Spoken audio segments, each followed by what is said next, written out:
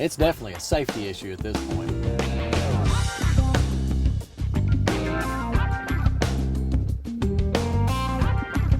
I'm really glad that the back of the house is not the front of the house. There's been some settling going on, and we decided to keep these hardwood floors in the house. Wow, the last time we were here, there was nothing but a big hole in the wall.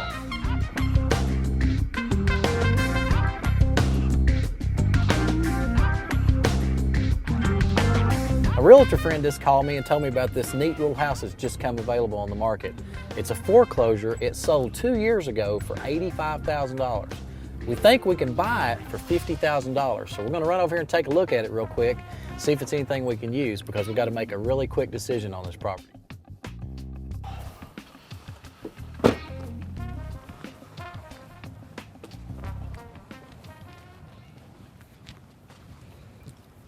Couple things I can see already that I really like. It's got a new roof, which that'll save us a lot of money rather than us having to spend the money to put a new roof on it.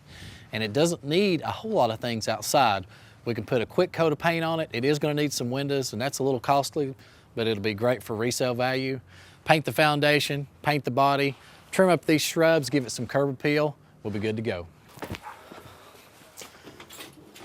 One thing you always need to remember, when you're purchasing these houses from realtors, they have a lockbox on them. And if you don't get the code to the lockbox, you're not going to get in. So it'll save you some time and hassle by having a code.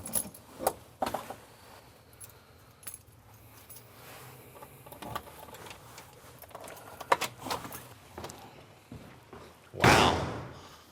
Tell you something I like already is these high ceilings.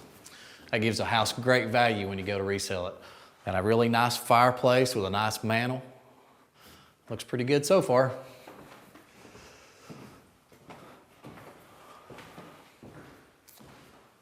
Very large, nice bedrooms, hardwood floors that can be refinished.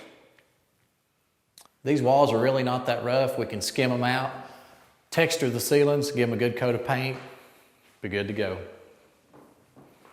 And here's the bathroom. Well, obviously gonna have to have a new bathroom, folks. This is pretty bad shape, but you know, it won't be too hard to fix. We can pull this old tub out, put some tile around the new tub, and probably leave this chair molding. I'd like to come back in here with some new wainscoting and give it a good coat of paint. It'll update it, but it also dates the house. It's probably what it had originally. We'll take all this wallpaper off the wall and put some new paint on there. New toilet, vanity, medicine cabinet, light fixture. Be good to go. Wow, no power. That's another thing you have to deal with when you buy foreclosures. Generally, the power's not on, so there's no heat. It's about 20 degrees in this house. So you may have frozen pipes, your heat and air may not work. That's some things that you need to explore. But like I talked about earlier, this one's just been on the market for 2 hours. So we gotta make a quick decision whether to buy this house or not. This kitchen is gonna have to go, no doubt about it. We can remove these old cabinets, and I think it would be a better idea in this situation to put the new cabinets on this wall because it only has one window. So you gain some more wall space where you can add some cabinets, and that'll be great for resale value. But you're not really talking about a lot of work. We'll skim these walls out, stomp the ceilings, put some new kitchen cabinets in, probably tile this floor because it'll bring some really good value to the house. But you're talking $2,500 to $3,000. That's not bad for a new kitchen. Well, after a quick but thorough evaluation, we've got a couple different options on this property. We can spend about $15,000 on this house. New kitchen, bathroom, sand the floors, stomp the ceilings, finish out the walls, give it a good coat of paint, and we can easily put this house back on the market for $99,900. Or, in the true spirit of flipping, we can stick a sign in the yard today and probably make a quick $15,000. I tell you what, I'm gonna go ahead and call the realtor and tell him to put us an offer in on this baby. Another way to pick up real estate cheap is by buying condemned properties. That's what we got here. This condemned property has 2 houses on it. It actually has a 1,700 square foot house on the front part of the property, but it also has a 2-bedroom garage apartment on the back part of the property. This week we started out by gutting the over garage apartment out, which consisted of tearing the kitchen cabinets out, ripping the bathroom out, tearing all the old hardwood floors all the way down to the subfloor out, ripping the ceilings out and putting a new roof on. We went ahead and decided to fix the 2-bedroom garage apartment first because it was cheaper, plus it opened our options up. If we decided to go ahead and flip it, somebody could live in this 2-bedroom garage apartment while they were fixing the main house. Or they would also have some rental income if they decided to rent it until the big house was finished. The last time we were here, there was a big hole in this wall. Glenn has done a great job repairing this wall. He's put us in some new plumbing for the washing machine, new plugs for the dryer, re-sheetrocked this wall, finished it up, painted it. It really looks great.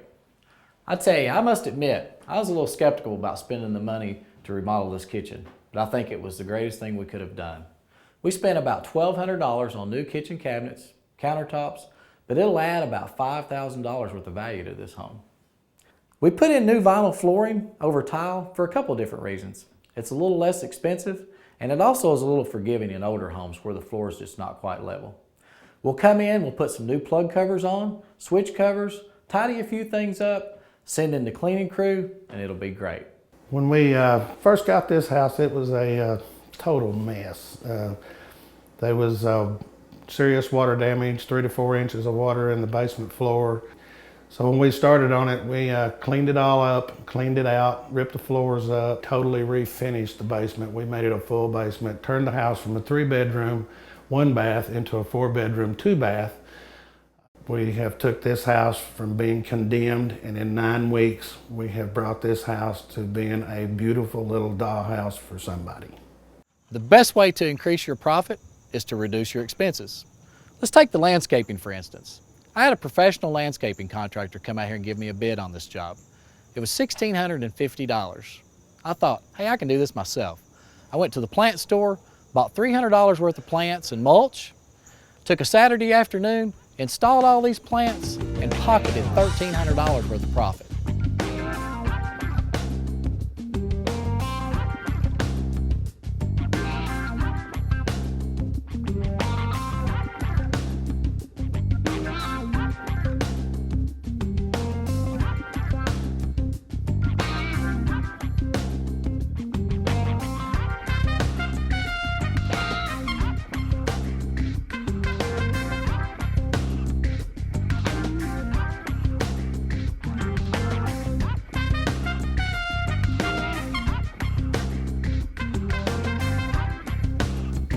Hello, I'm Chuck Ward, and I'm flipping this house. In the last 5 years, I have bought, rehabbed, and resold over $5 million worth of real estate. Here's some of the most recent properties that I have flipped.